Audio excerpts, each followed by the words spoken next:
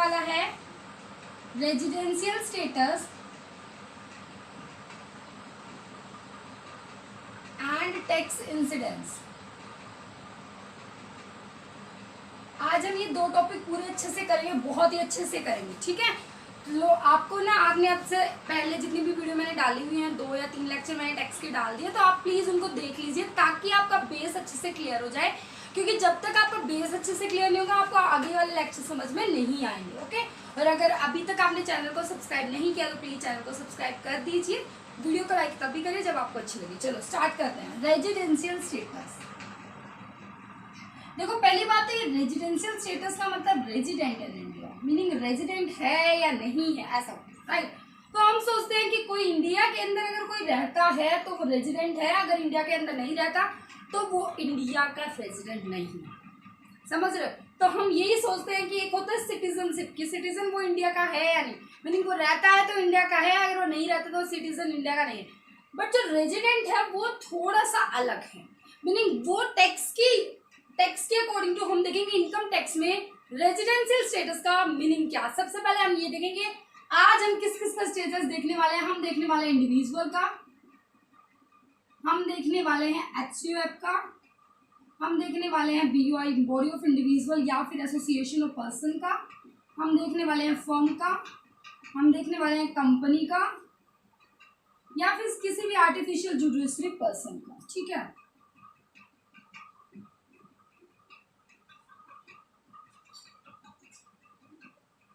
That means ये क्या होगा, जो ये मंदिर वगैरह होते हैं, मस्जिद वगैरह। डन। चलो हम एक एक का देखेंगे रेजिडेंशियल स्टेटस कि किस तरीके से एक कंट्री का रेजिडेंट माना जाता है एक पर्सन, या किस तरीके से वो रेजिडेंट नहीं माना जाता। सबसे पहले आपका वही काम कि आप नोट डाउन करते रहो, क्योंकि टेक्स्ट के अंदर जितना आप नोट डाउन करोगे आपके लिए बेनिफिशियल रहेगा, राइट। सबसे पहले हम बात करें कि रेजिडेंट जो होता है उसको कितने पार्ट्स में बांटोगे। रेजिडेंट जो रेजिडेंशियल स्टेटस है उसके अंदर आपकी दो चीजें आएंगी, या तो वो पर्सन रेजिडेंट है या फिर वो नॉन रेजिडेंट है। और रेजिडेंट का जो स्टेटस है वो सेक्शन 6 में है। अब जो रेजिडेंट है वो रेजिडेंट ऑर्डिनरी रेजिडेंट भी हो सकता है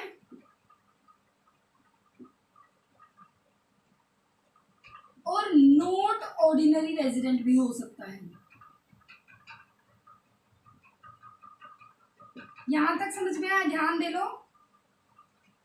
एक पर्सन का residential status resident, non resident, ordinary resident, resident के केस में और नॉट ऑर्डिनरी रेजिडेंट। हम बात कर रहे हैं इंडिविजुअल की, किसकी बात कर रहे हैं, इंडिविजुअल की,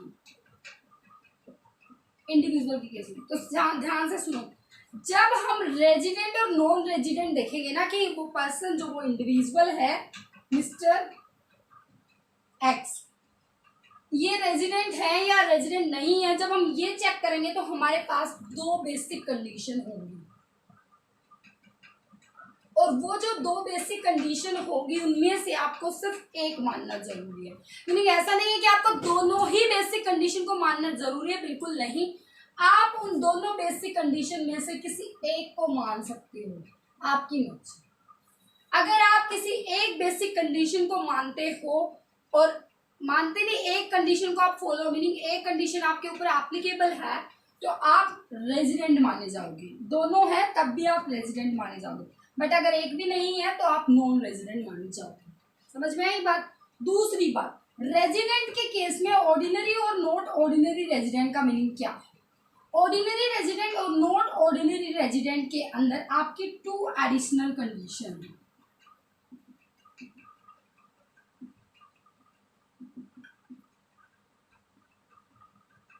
मीनिंग अगर आप रेजिडेंट हो और अगर आप दोनों एडिशनल कंडीशन को मानते हो तो ही आप ऑर्डिनरी रेजिडेंट माने जाओगे, अदरवाइज आप नॉट ऑर्डिनरी रेजिडेंट माने जाओगे। दैट मीन्स कि सबसे पहले आपके सामने 2 बेसिक कंडीशन होना जरूरी है, उनमें से आप एक को फॉलो करते हो, मीनिंग एक आपके ऊपर अप्लाई होती है, एक को आप पूरा कर रहे हो, एक बेसिक कंडीशन आप पूरा कर रहे हो तो आप रेजिडेंट माने जाओगे।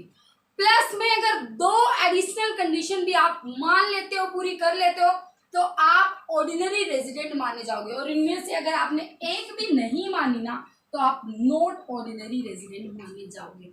यहां तक क्लियर है? पक्का? डन? आगे चले, चलो अब हम बात करेंगे ये बेसिक कंडीशन और एडिशनल कंडीशन क्या है। देखो, सबसे पहले हम बात करेंगे बेसिक कंडीशन की। हमने बात करी दो, बेसिक कंडीशन कितनी है? दो। पहली तो बात ये कहता है कि कोई भी इंडिविजुअल, ये इंडिविजुअल है, अगर ये प्रीवियस ईयर में 182 डेज इंडिया में रहा हो, स्टे इन इंडिया में रहा हो, तो इसकी पहली बेसिक कंडीशन पूरी मानी जाएगी। समझ में? पहली बेसिक कंडीशन पूरी मानी जाएगी अगर ये 182 डेज इंडिया में रहा तो। आपकी एक बेसिक कंडीशन मीनिंग आप रेजिडेंट माने जाओगे अगर आप प्रीवियस ईयर में इंडिया में 182 डेज गुजार देते हो, तो आप क्या माने जाओगे? Resident India. ठीक है। दूसरी बेसिक कंडीशन क्या कहती है? कहता है, सुनो, ये आपका असेसमेंट ईयर है, उससे पहले आपका प्रीवियस ईयर है। प्रीवियस ईयर में आप 60 डेज इंडिया में रहे हो, स्टे इन इंडिया 60 डेज का, और उससे पहले के 4 साल अगर आप 365 डेज इंडिया में रहे हो, तो आपकी सेकंड बेसिक कंडीशन पूरी हुई मानी जाए। समझ में आया जो मैंने बोला? पहली बेसिक कंडीशन क्या है कि अगर आप प्रीवियस ईयर में 182 डेज रहे हो इंडिया में, तो आप रेजिडेंट माने जाओगे।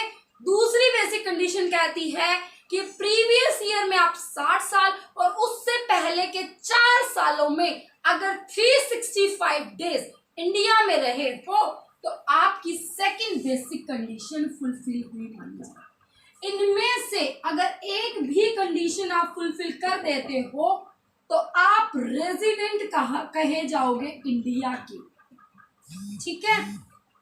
फिर आती है दो एडिशनल कंडीशन की बात, अगर वो पूरी कर लेते हो तो ऑर्डिनरी माने जाओगे। अब मेरी एक बात सुनो, ये वाला केस 182 डेज वाला केस ध्यान रखो, और ये वाला, अगर ये वाली दोनों लाइन हो गई 182 डेज प्रीवियस ईयर में, अगर 182 डेज ना रहे पाए, 60 डेज रहे हो, और उससे पहले के 4 साल अगर 365 दिन रहे हो इंडिया में, तो वो क्या माना जाएगा? आपका रेजिडेंट इन इंडिया। अब हम बात करेंगे दूसरी एडिशनल कंडीशन की।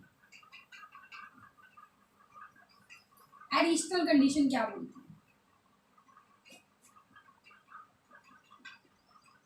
एडिशनल कंडीशन कहती है, ध्यान से सुनो, देखो एडिशनल में आपको दोनों माननी पड़ेंगी, फर्स्ट भी और सेकेंड।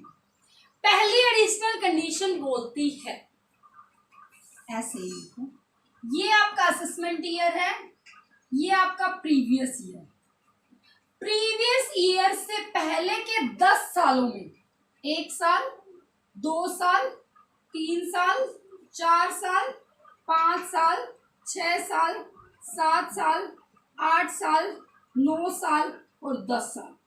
प्रीवियस ईयर से पहले के 10 सालों में अगर कोई पर्सन, कोई इंडिविजुअल 2 साल रेजिडेंट इन इंडिया रहा है, 2 साल रेजिडेंट इन इंडिया रहा है, तो उसको उसकी पहली एडिशनल कंडीशन फुलफिल मानी जाएगी। समझ में आया? पहली एडिशनल कंडीशन क्या बोल रहा है? प्रीवियस ईयर के पहले के 10 सालों में अगर कोई इंडिविजुअल 2 साल तक रेजिडेंट रहा है इंडिया में, तो उसको क्या माना जाएगा? उसकी पहली एडिशनल कंडीशन फुलफिल मानी जाएगी। समझ में आई बात? सेकेंड एडिशनल कंडीशन क्या बोलती है? सेकेंड एडिशनल बोलती है प्रीवियस ईयर, ये असेसमेंट ईयर है, इससे पहले प्रीवियस ईयर के पहले के 7 सालों में, पहले के 7 सालों में कोई इंडिविजुअल 360 डेज, 360 नहीं 730 डेज, 730 डेज, 730 दिन, 730 डेज अगर इंडिया में रहा है तो उसकी सेकंड एडिशनल कंडीशन पूरी हुई मानी जाएगी। पहली एडिशनल कंडीशन क्या बोली मैंने? प्रीवियस ईयर के 10 सालों में अगर कोई इंडिविजुअल 2 साल तक रेजिडेंट इन इंडिया रहा है तो उसकी पहली एडिशनल कंडीशन पूरी मानी जाएगी। दूसरा मैंने बोला प्रीवियस ईयर से 7 साल पहले अगर कोई इंडिविजुअल 730 दिन इंडिया में रहा है तो उसकी second basic condition, second additional condition fulfil मानी जाएगी। और अगर उसने दोनों की दोनों एडिशनल कंडीशन फुलफिल कर दी तो फिर क्या होगा? फिर कुछ नहीं होगा, उसको ऑर्डिनरी रेजिडेंट माना जाए। बिल्कुल क्लियर हो गया? अब एक बार दोबारा से देखें हमें कितना समझ में आया। चलो मैं फटाफट बताती हूँ, आप बताना फटाफट आपको लर्न हो गया या नहीं। पीछे कर लिया को अगर ना लर्न हुई थी, ठीक है। चलो हमने कहा था रेजिडेंशियल स्टेटस की बात करी थी, हमने रेजिडेंट की बात करी थी, पूरा लिख देती हूँ, रेजिडेंट और नॉन रेजिडेंट, इतनी बात की थी। रेजिडेंट और नॉन रेजिडेंट कैसे पता चला कि 2 बेसिक कंडीशन में से एक फुलफिल होना जरूरी है, या तो 182 डेज वाली या फिर 60 डेज और 365 डेज वाली। समझ में? रिवाइज कर लेना। दूसरी रेजिडेंट ऑर्डिनरी भी हो सकता है और नॉन ऑर्डिनरी भी हो सकता है। ऑर्डिनरी और नॉन ऑर्डिनरी पता चलेगा आपकी दो एडिशनल कंडीशन फुलफिल करनी पड़ेगी। 2 एडिशनल कंडीशन, एक थी प्रीवियस ईयर से पहले 2 साल 10 साल के अंदर 2 साल रेजिडेंट वाली, और दूसरी थी प्रीवियस ईयर से 7 साल पहले में 730 दिन इंडिया में रहा। समझ में आई बात? अब एक बात सुनो, कह रहा है इंडिविजुअल के केस में एक बात और है कि अगर आपका रेजिडेंट मतलब जो आपका इंडिविजुअल है वो इंडिविजुअल वो इंडिया का ओरिजिन हो, मीनिंग इंडिया के अंदर, इंडिया उसके दादा परदादा इंडिया में रहे हो लेकिन अब वो आउटसाइड इंडिया रहता हो, तो उस केस में उसको यही मानना पड़ेगा, 182 डेज वाली फॉलो करनी पड़ेगी। अगर वो करता है ये वाली तो ठीक है, अदरवाइज ये नीचे वाला नहीं माना जाएगा, ठीक है। उसके लिए सिर्फ एक ही कंडीशन वो माननी पड़ेगी, तभी वो रेजिडेंट माना जाएगा। दूसरे केस में अगर कोई ऐसा पर्सन है वो जो बिल्कुल मीनिंग अपना सारा काम बाय बाय बोल के इंडिया से बाहर चला गया है, बाहर एम्प्लॉयमेंट पर्पज के लिए या किसी भी पर्पज के लिए, तो उस केस में भी क्या होगा, आपका केवल 182 डेज वाली कंडीशन ही एप्लीकेबल होगी, अदरवाइज नहीं होगी। अब नेक्स्ट हमारा जो टॉपिक है वो ये है कि ये हमने इंडिविजुअल का केस करना। अब आगे का जो टॉपिक है ना हम औरों का करेंगे, वो फटाफट हो जाएगा 2 मिनट का। आपको बेस क्लियर हो गया ना? यस। अब देख लो कितनी स्पीड में होगा। दूसरा आता है आपका HUF meaning Hindu undivided family. पता है इसको कैसे करोगे? इसके अंदर भी वही रहेगा, residential status, resident, non resident, ठीक है, non resident NRI, resident, ordinary resident और नॉन ऑर्डिनरी रेजिडेंट, ऐसे शॉर्ट में बना, ठीक है। आपको क्या करना है? HUF है हिंदू अनडिवाइडेड फैमिली। रेजिडेंट और नॉन रेजिडेंट कैसे मानी जाएगी? हिंदू अनडिवाइडेड फैमिली भी हो सकती है आपकी, AOP भी हो सकती है और BOI भी हो सकती है। अगर आपका जो कंट्रोल और मैनेजमेंट का काम है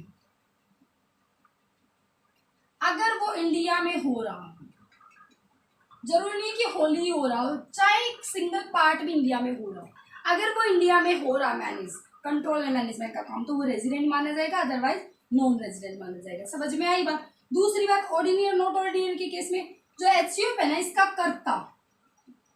कर्ता वो अगर 2 एडिशनल कंडीशन पूरी मानता जो मैंने पहले बताई है, अगर वो पूरी मानता है तो उसको ऑर्डिनरी रेजिडेंट माना जाएगा, अगर वो नहीं मानता तो उसको नॉट ऑर्डिनरी रेजिडेंट माना जाएगा। डन? पक्का समझ में आ गया?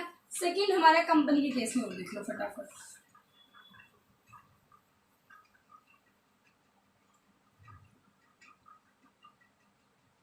कंपनी के केस में पहली बात तो ये आपका नॉट ऑर्डिनरी रेजिडेंट, ये नाम की चीज तो होती नहीं।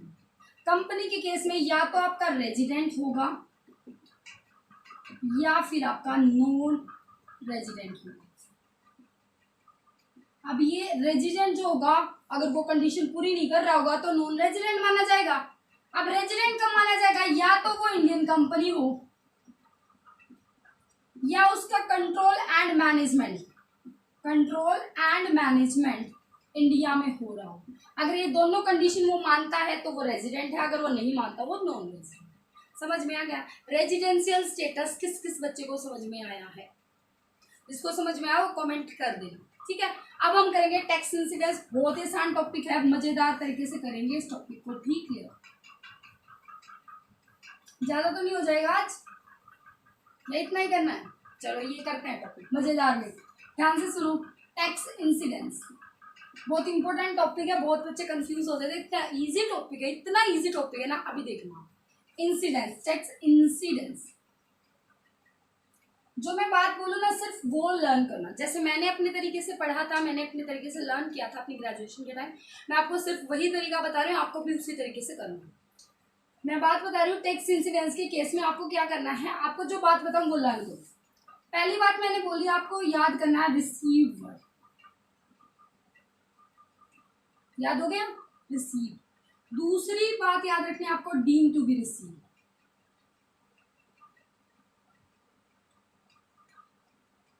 तीसरी बात एक्रू और अराइज। चौथी बात डीम टू बी एक्रू और अराइज।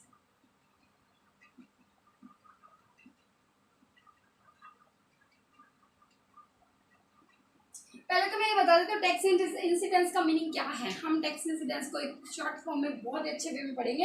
इसका मीनिंग क्या है कि जो हमने अभी ऊपर पढ़ा है रेजिडेंट के अंदर, ordinary resident, not ordinary resident और नॉन रेजिडेंट, ठीक है। उस केस में क्या होगा, जो आपका रेजिडेंट है, मतलब जो ऑर्डिनरी रेजिडेंट है और नॉट ऑर्डिनरी रेजिडेंट और नॉन रेजिडेंट है, उन केस में वो जो इंडिविजुअल या जो पर्सन है, इंडिविजुअल की अगर हम बात करें तो वो इंडिविजुअल कहाँ कहाँ टैक्स पे करेगा, किस किस कंडीशन में उसको टैक्स पे करना है, कहाँ पर पे करना है, वो हम बात करेंगे, ठीक है। तो मैंने कहा सिर्फ आप 4 वर्ड याद रखो, आपका पूरा टैक्स इंसिडेंस आपको टिप्स पर आ जाएगा।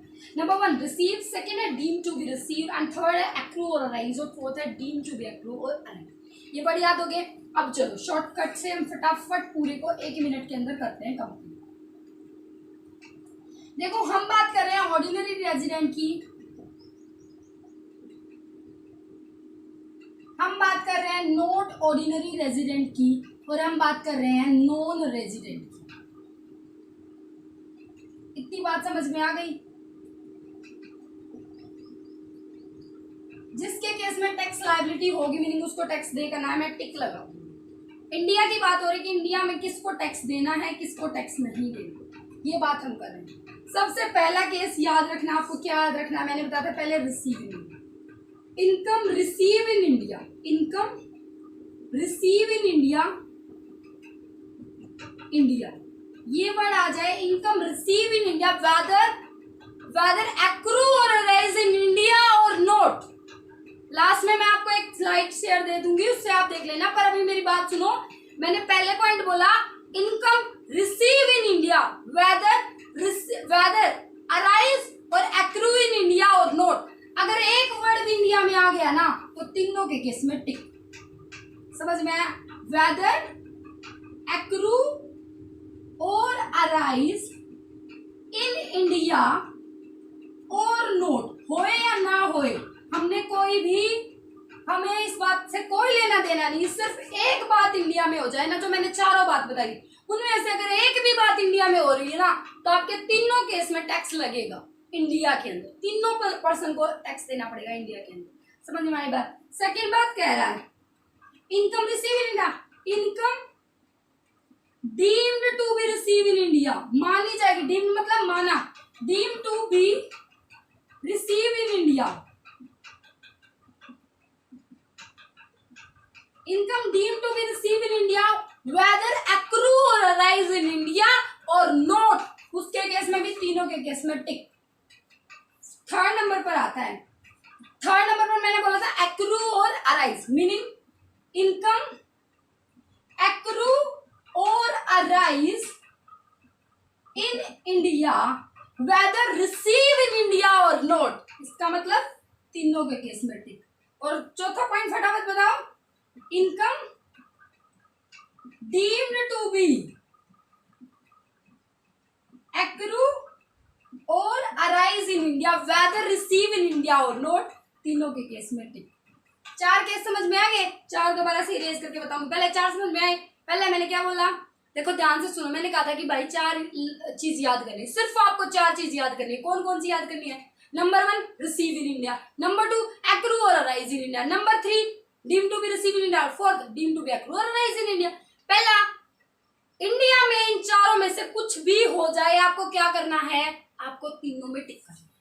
मतलब income receive in India, whether accrue और अराइज इन इंडिया और not, income deem to be receive in India, whether accrue और अराइज इन इंडिया और नॉट, इनकम एक्रू और arise in India, whether receive in India और not, और income deem to be accrue और arise in India, whether receive in India और not. ऐसे तीनों cases में आपका क्या रहने वाला है? तीनों में टिक टिक टिक। समझ में आई बात? अब 3-4 केस हो रहे, अब जल्दी से देखो 4 केस कौन से रहेंगे।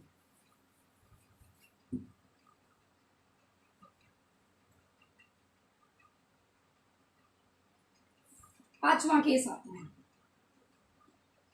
इनकम ना तो रिसीव हुई इंडिया में, ना ही डीम्ड हुई इंडिया में, और ना ही एक्रू हुई, और ना ही अराइज हुई, और ना ही एक्रू और अराइज इन इंडिया में, डीम्ड टू एक्रू और अराइज इन इंडिया। कुछ भी नहीं हुआ इंडिया में, कुछ भी नहीं हुआ। बट एक बात याद रखना, लेकिन आपका जो बिजनेस चल रहा था